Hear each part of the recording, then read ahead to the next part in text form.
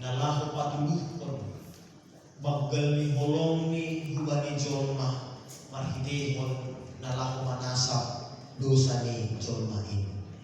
Jadi momen minggu on pawainan ipangihita hubani pangidangion ni Jesus pangkon hasil siron ni nalahu manaron namoratin halani kita sonai mahubatan ini selaku halak sirik kon Yesus sebagai pengikut Kristus, orang-orang percaya sir-sir mahita humamar sitaron son Kristus nadok manaron halani dosanta.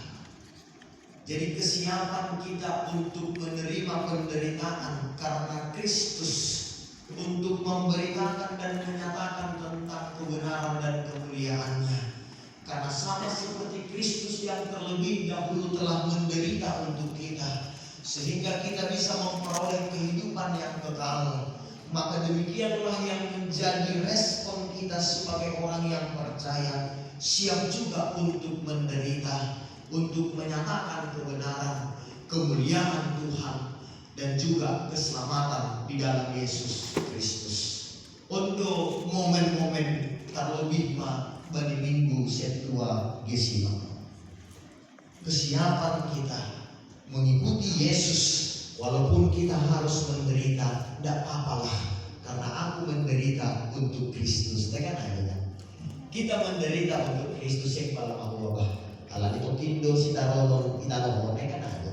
Kalau dia dongdo kubata aguluhon na sadokani dekani ay bapak ina naboy ini dan kita kumbani hasaksian ni juang-juang ni namar koran Jeremia bani para pengguanta rumah ibu kita semua hasaksian ni juang-juang ni magidehon ni Apostol Paulus bani panorang on boy rumah ini dah kita sonahado hasaksian ni juang-juang ni nahalani padas kon hasitongan in maningon ia mandopakon sitaronon. Karena untuk mau menyatakan tentang firman Tuhan, untuk mau menyatakan tentang kebenaran Tuhan, untuk menegur orang-orang yang hidup di dalam dosa, untuk mengingatkan mereka adalah umat pilihan Tuhan, maka Nabi Jeremia harus mendapatkan ancaman demi ancaman.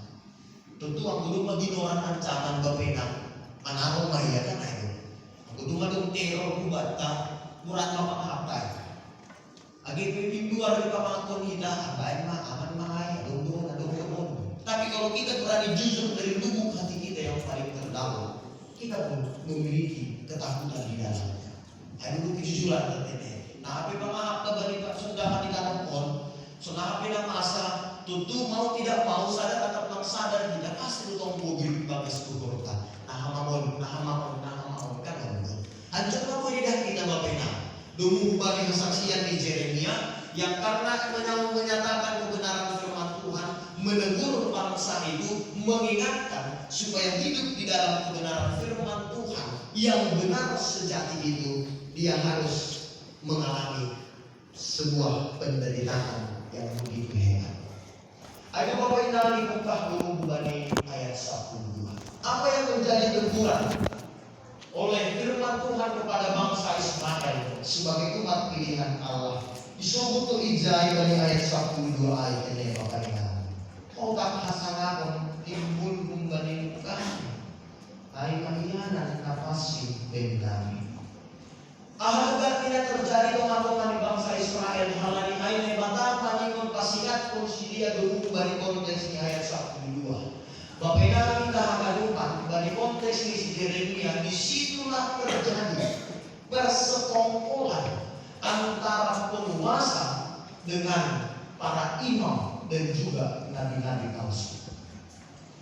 Hal ini memang sentral di kehidupan di bangsa Israel bagi panorama ijia aimanullah Allah.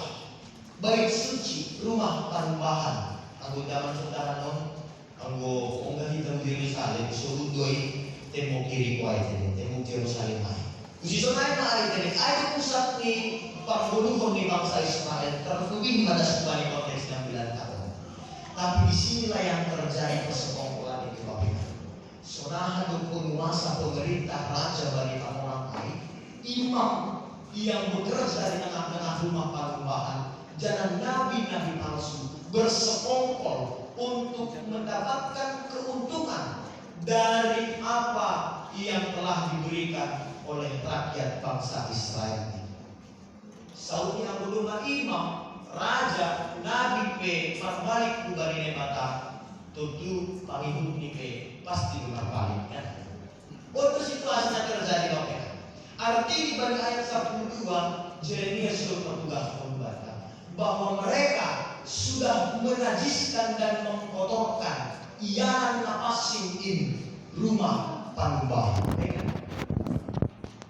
Bahwa nabi-nabi palsu itu yang seharusnya menuntun jemaat, menuntun orang-orang bangsa Israel untuk hidup taat kepada Tuhan, tapi justru mereka mempergunakannya untuk mencari keuntungan pribadi dengan mengorbankan rakyat Israel, dengan tidak hidup di dalam ketetapan firman Tuhan. Apa yang terjadi pada konteks ini? Memutak iyanan napasi. Nah, Allah mengapa nagabe perenungan perefleksian batu. Ambo hitakan dinoran do gereja. Gereja orang sempitah gedungi, sempitah organisasi ini, tapi pribadi lepas pribadi kita adalah gereja. Jadi nasion semuanya membata ini menjadi alarm.